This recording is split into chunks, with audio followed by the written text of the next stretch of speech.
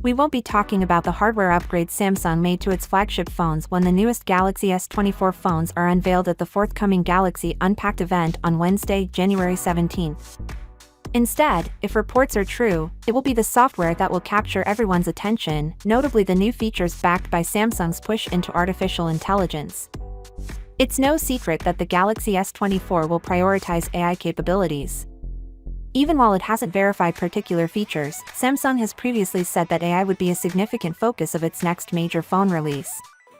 According to Avi Greengard, chief analyst at Text Exponential, Samsung has been pretty upfront in their advanced marketing that AI would be employed for increased photography features.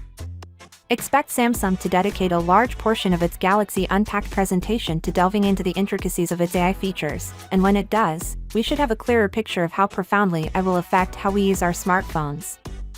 Samsung has high expectations for what it plans to unveil. Galaxy AI is our most complete intelligence offering to date, and it will permanently redefine how we think about our phones, according to Samsung. When Samsung announced its AI plans last November, Jun Choi, an executive vice president and head of R&D for Samsung's mobile experience business, promised that new AI features would be coming to Galaxy phones in early 2024, a pretty clear indication that these capabilities would debut on the Galaxy S24 lineup. In general, Samsung said that AI incorporated into the phones will allow barrier-free communication. Improved productivity and unrestricted creativity specifics were few, but Samsung did provide one clear illustration of what it hopes to do using AI. The business detailed a new function dubbed AI Live Translate Call, in which you would be able to hold a phone conversation with someone on the other end of the line who speaks a different language than you.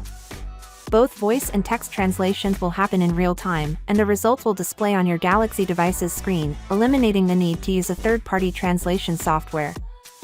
Finally, what are your thoughts about it?